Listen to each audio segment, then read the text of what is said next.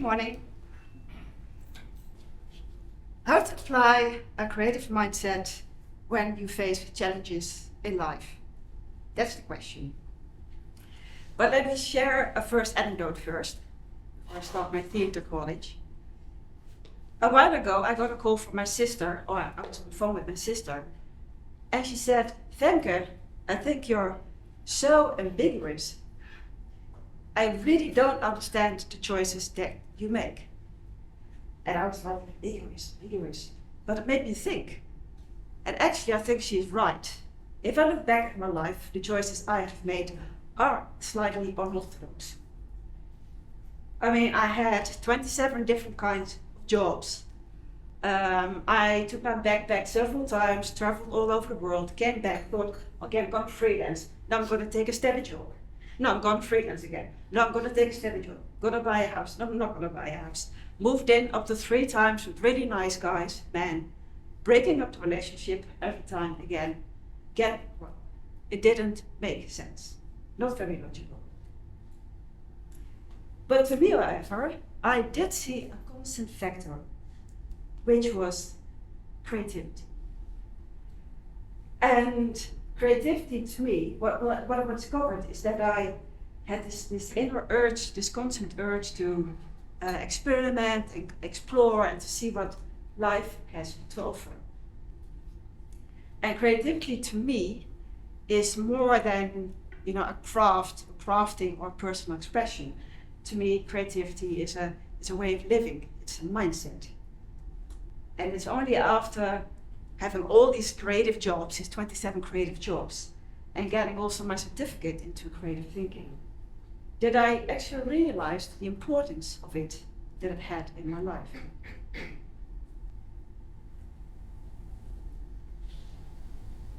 And that importance came especially during a very important moment that I'm going to talk about today. Because there was a moment I was sitting in a coffee place every day during the rehabilitation of a major back operation. And while I was drinking my flat white, a coffee, drinking my flat white and watching the people passing by, I would read an important book on creativity. And in the text it explained there are 2 kinds of thinking: logical thinking and creative thinking. And the logical thinker says, I know what I'm looking for. The creative thinker says, I'm looking, but I don't know what I'm looking for until I found it. So creativity in its essence is actually a way of moving. Well, and ironically, moving is exactly what I cannot really do anymore, physically. Because I was born with what we call scoliosis. It's a sideways curvature of the spine. And throughout my whole childhood, I was held up in a tight and plastic corset permanently. And I had 2 back surgeries, one when I was 40, and they looked in part of my spinal cord with screws. Hence the title. When I was 36, they looked in even a larger part of my spine with screws. So this movement, I had to find it in my heart and in my head. And during the rehabilitation of the second back surgery, I had to really apply, my creative brain to get myself back on track and to reinvent myself. And this reinvention, this rehabilitation turned out to be what I had started to call a self-innovation. So today, through the story of fixing my spine, I would like to share 7 discoveries with you. These discoveries,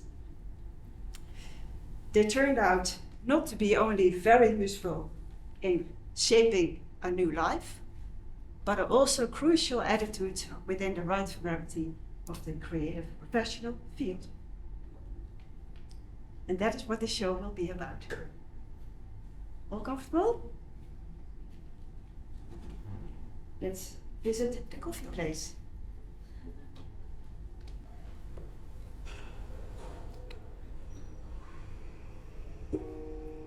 Okay.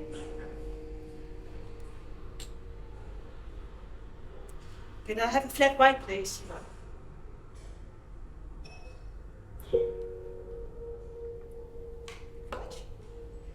I had a back surgery done 4 months ago.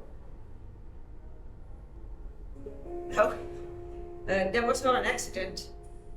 I have a back problem. There was a vertebra that started to stick out a little further every year. Yeah, it was painful, but I was actually just trying to ignore the whole problem. I was just covering the pain with painkillers, coffee, alcohol, just not being a baby about it. And thank you. But a year ago, I couldn't even stand in line anymore at the Albert Heijn because of the pain in my back. And my hair started to fall out. I couldn't fall asleep. So that's when I realized something has to be done. So for the 100th time, I went to the hospital to see the orthopedic surgeon, and he told me there were cracks in that vertebra. Your back is literally breaking, he said. You have two choices. Either you do nothing and you stay in pain, or we operate and you run the risk of nerve pain or paralysis. I chose for the operation.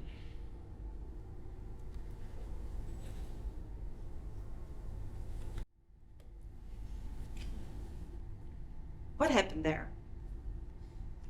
Essentially, creativity is about breaking away from pattern. If you're looking for true creativity, change, innovation, you will involuntarily find yourself breaking the mold, breaking your habits, breaking the routine, breaking the status quo. And when you break the status quo, like I did by choosing to get the surgery, this is me, that was my life. By choosing to get the surgery, you take a risk. A risk that the decision that you make could make the situation you're in even worse, or at least somewhat different. So creative discovery number 1 said you have to dare to take a risk without already exactly knowing what the consequence of your decision will be. Number 1. Back to the coffee.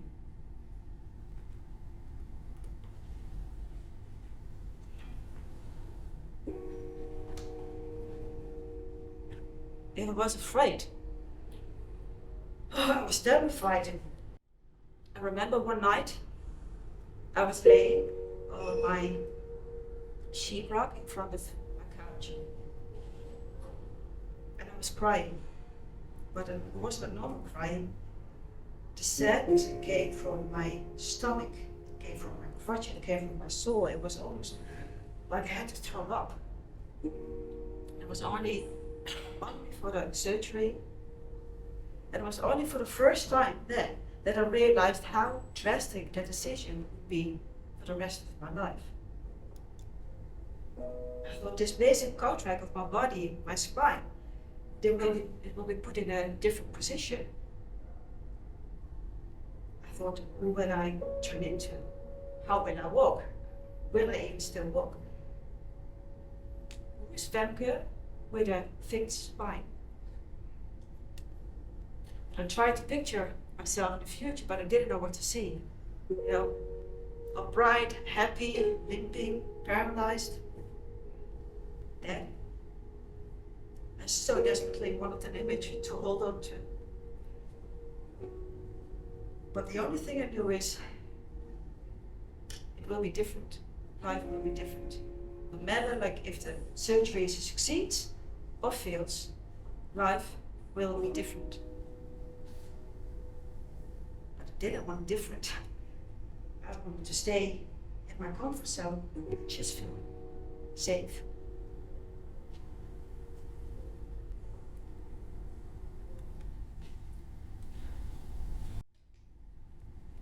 Creativity is about creating something new. And creating something new and letting go, they go hand in hand. Because by letting go, you create a necessary space to allow the new to arise.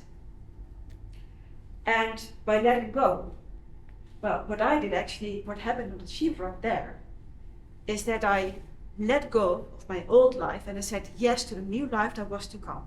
I didn't realize it back then, but I do realize it now. It was almost like a rite of passage. And it's important to realize that we often find it difficult to let go of a familiar situation. And in people's life that go through change, or even organizations that go through change, we often tend to forget this. So creative attitude number 2. And I take a flower for this because if there's one thing that is very good at letting go and from that creating something new, it's nature. So creative attitude number 2 is dare to let go of the old life, the old habits, whatever it is you're afraid of. Dare to let go, and when you do that, make the conscious moment. Have attention for it.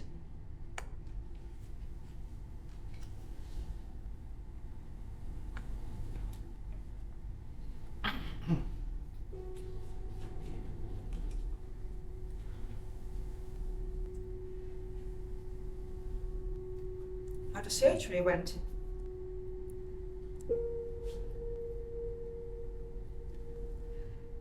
Surgery, the back operation itself had gone well, but I couldn't feel parts of my legs and I couldn't stand them properly. So a few days after the surgery, they decided to have a scan made of my leg because the doctors didn't know really what was going on.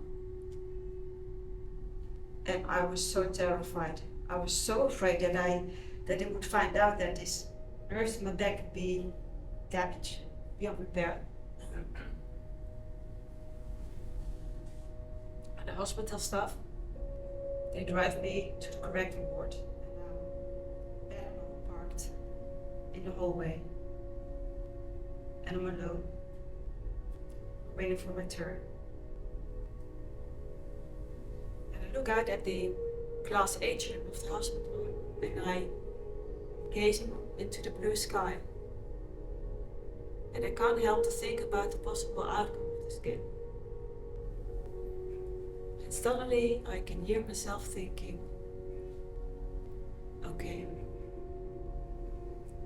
if I stay paralyzed, then that's what it is. And I feel this big calmness. It's like I'm crossing an invisible threshold and I'm rising up and I'm floating into this black and white universe. And I experience this immense feeling of freedom and infinity and possibilities, and I have no fear. Everything feels free. My life feels free. Oh, wait, I think later when I think back at this moment, I'm like, wait, if I manage to accept this chance of permanent paralysis, this easy, isn't life then in its essence very simple?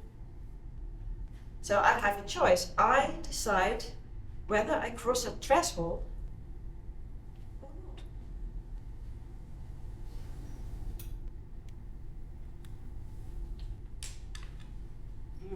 Maybe it was the morphine, I still don't know.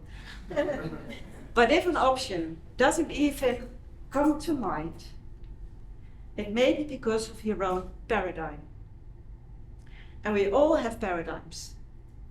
Norms, values, taboos, culture, upbringing, they all place this framework around our freedom of thought. The problem with those frameworks is we don't see them, they are invisible. So I'm invisible. It's a very small one, but this is a framework, and creativity is all about breaking through this framework, opening this, and start exploring here instead of here. And when I do workshops, I use tools and techniques to open this framework and to take people with me into this universe. This is maybe the same universe I was floating in my bed. This wide universe where everything is possible and everything is allowed, even if it's only for 20 minutes. Because this is where we find our new inspiration.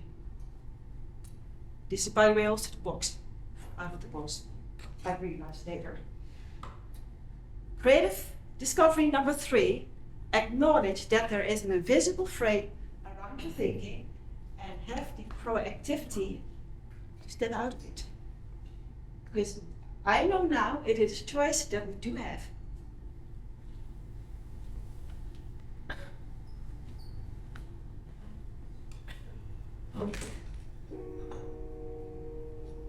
It's a warm day, I'm leaving this weather. What came out of the scan? Well, partly paralyzed legs, at least. An incomplete spinal cord injury was the diagnosis. Well, and despite that out of the box moment, the week before my bed, it really hit me hard. It was like a tornado raging through my life. Everything gone.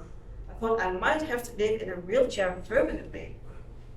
Everything in me cried no. I said, but a wheelchair that is impossible. Yeah, but a wheelchair that's unsexy. Yeah, but a wheelchair that's inconvenient. And how do I get to Lowlands and I can't go to festivals anymore? Yeah, but a wheelchair that I have to quit my job. Yeah, but a wheelchair that, how do I get in my apartment? I live on the 2nd floor. Yeah, but a wheelchair that, I'm single, I will never, what man wants a woman in a wheelchair? Yeah, but a wheelchair, well, life is over.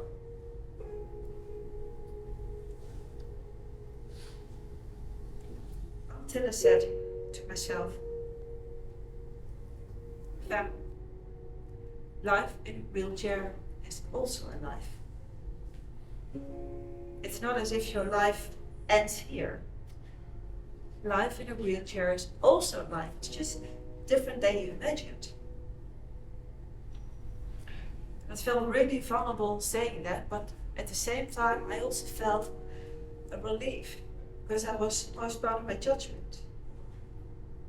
Like I didn't put a label of right or wrong on the idea of Femke in a wheelchair. And it was really nice that I could be in this neutral space. Like even if it was only for 20 seconds, this neutral space where I didn't have to have an opinion on the matter. And as the time passed, I went from, yeah, but a wheelchair is no option, to a question. How might life in a wheelchair still be rich and meaningful to me?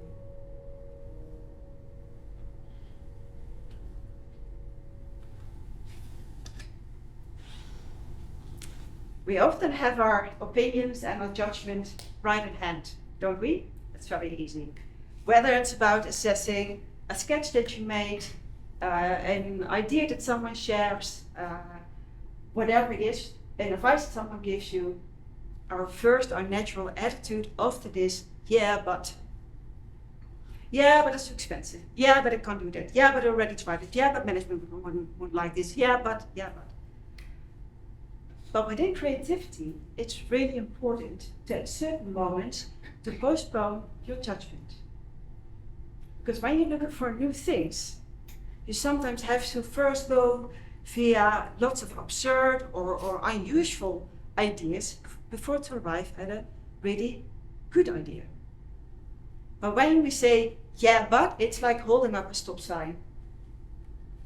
This is a stop sign. And now don't say, yeah, but it should be red. It's like holding up a stop sign and all these ideas, these potential ideas that could have arisen, will hold them back.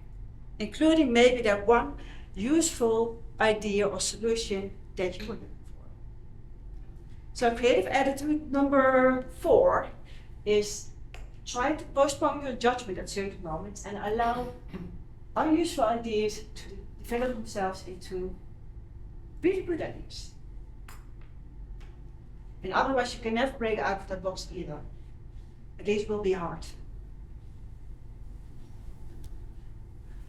Back for coffee.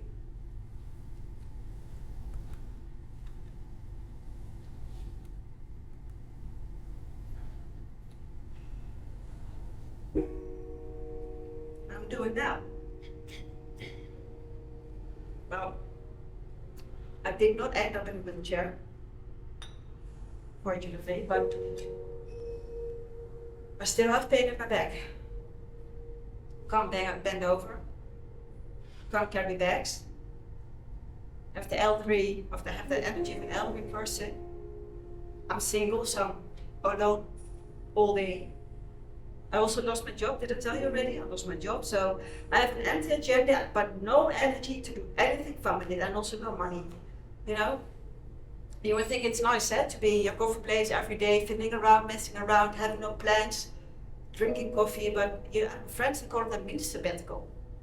It's not a holiday. I mean, I just want to know where I'm gonna end up, because this situation has been going on for 18 months now already. You know, I just want to know if I can pay the mortgage. It all was one big uncertainty. I mean, first the outcome of the operation, surgery was uncertain. Then those 10 days, what would be wrong with my back? Then if I would walk again, then how long I had to stay in the rehabilitation center, and now if I can pay my mortgage next month, and if I will ever even find a normal job again. I mean, and this accumulation has been going on way too long. But I just want to know if I, in the future, can sit longer than an hour on a chair. And if this nerve pain will leave my body. And last week, I shit my pants in the clothing store because things down there aren't working well yet. Yeah, we don't know, it's what the doctors say. Hold on to your values, says my psychotherapist. Step by step, that's what my mother says. But what step? What direction? You know, I'd rather have a bad outcome that's 100% clear, certain, than this uncertainty, because then I can prepare. And it's all nice, your coffee and sitting here, you're very nice. I'm so over this period. Good period.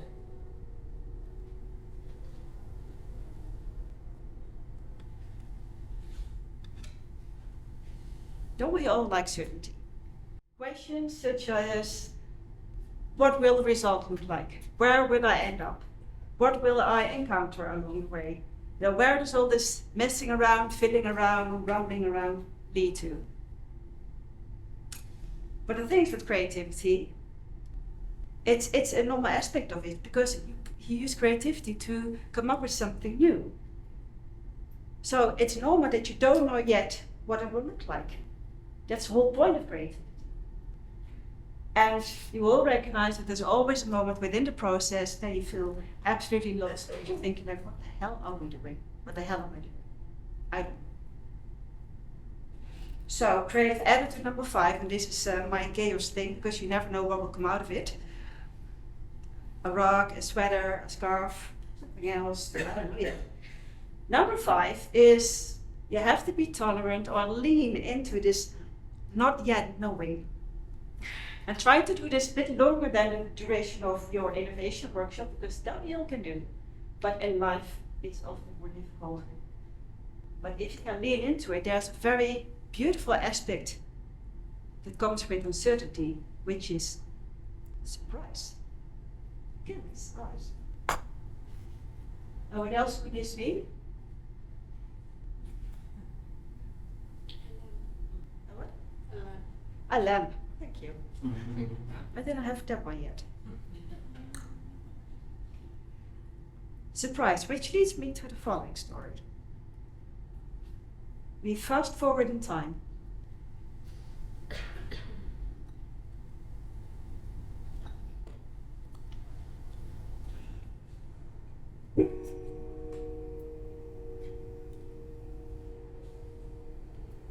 Morning. Yep, thank you.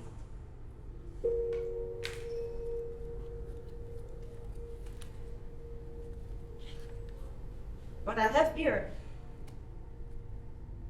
it's a book with, I'm doing some creative exercises. Because, well, my life is quite empty, so I'm trying to redesign it. And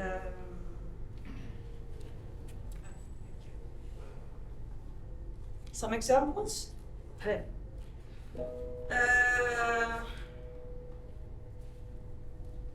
So, for example, here I wrote a future letter. Like I just fantasize what would happen between today and until the day I die. And example. An example is, okay, when I'm 47, I share my story on stage, something similar like a TED Talk. 47, that is 2023. Let's see. And here I just got out some images about what I think my life should be about, at least what I want it to be about. And here I did just I just put down some ideas around my energy level, like what can I do with that? And some ideas. For example, to work that fits my talent, because when you work for your talent, it costs less energy. See my body less as a problem, but as a source of inspiration. That would be nice. And this one, a simple job. So a simple job with low workload, 3 days a week, the basic mortgage, preferably here in the neighborhood.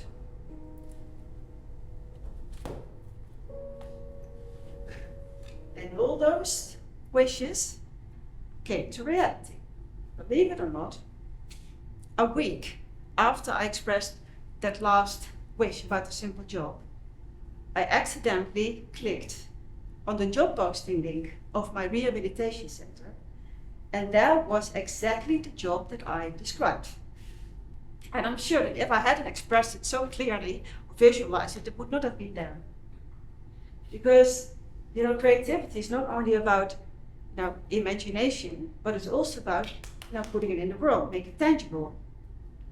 And by using prototypes or by sketching or by using images, that's an intermediate step that you can use to take the things that are in your head to make it, how it can manifest itself in the world. And with all these exercises that I did in my little booklet, I set an intention to what I wanted to happen. Because I did that, I would recognize along the way, opportunities and see them. Exactly what happened with that job posting. So creative editor number 6 is, if you have an idea, a wish, a dream, whatever it is, sing it, play it, sketch it, draw it, talk about it, whatever it is, but take it out of your head and try to make it tangible. What do you want to see happen?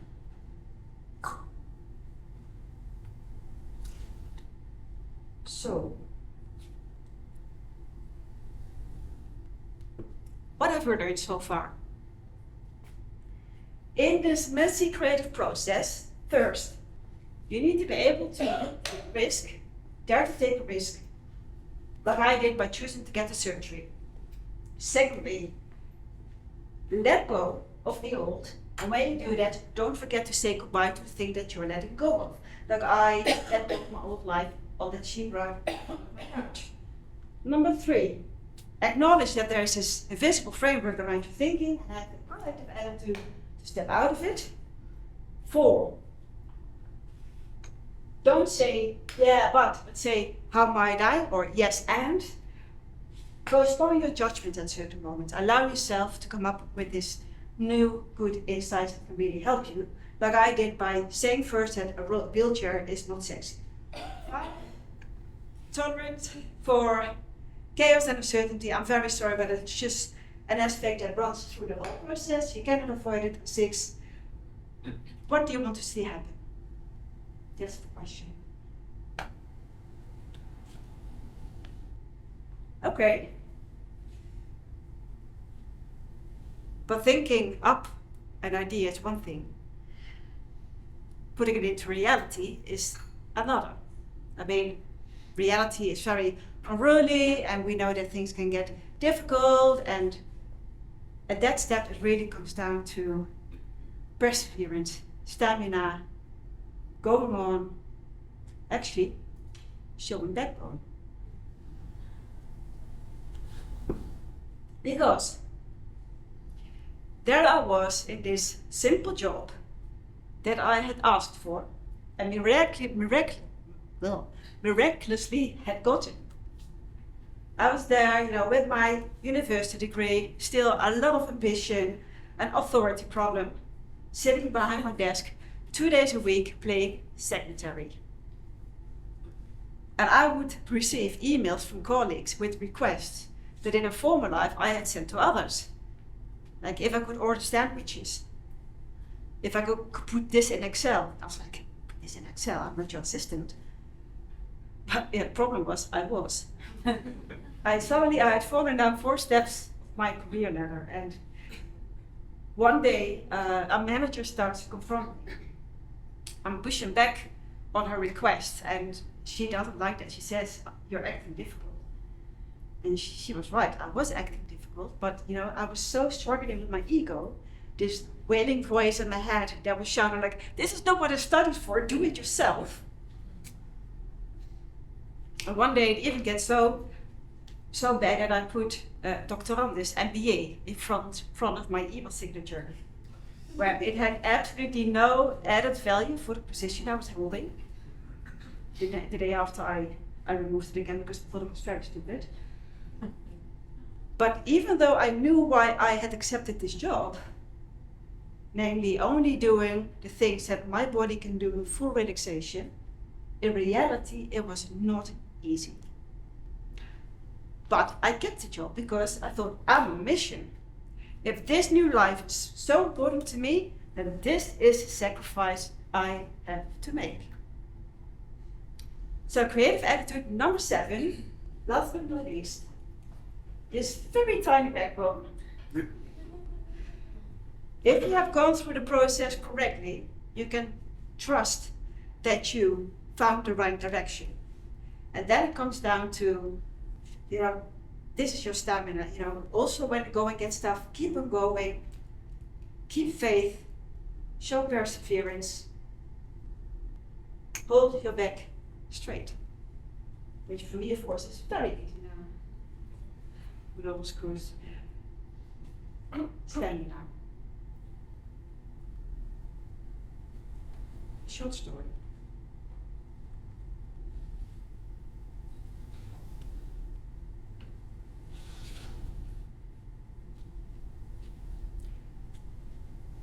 Hanging in the tree is a caterpillar. And the caterpillar is struggling to get out of its cocoon. And a man walking by sees it, and he finds it, feels sorry for the caterpillar. Oh, he's having a hard time. And he grabs a pair of scissors, and he cuts a hole in the cocoon. And the caterpillar, already half transformed into a butterfly, emerges from the cocoon, but dies. So he will never be able to fly.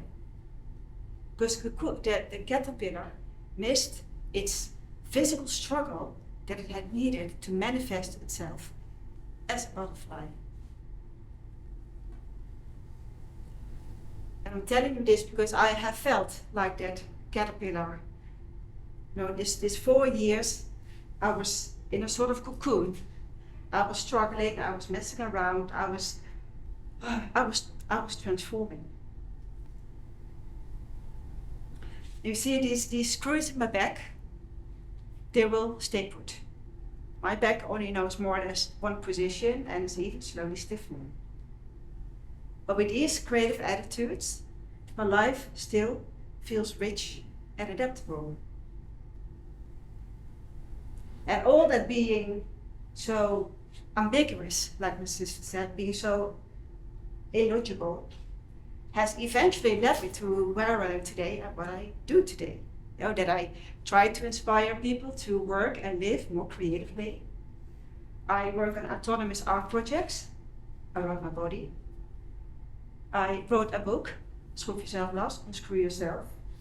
And I created this performance where my backbone forms my source of inspiration.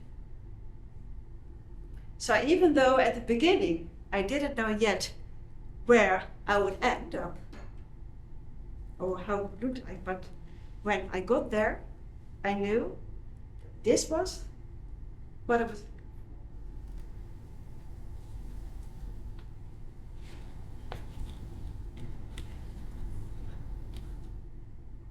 Sorry? What I can still do with my back? Okay, I can still do this. And although I'm a little bit stiff, but I can also still do this one.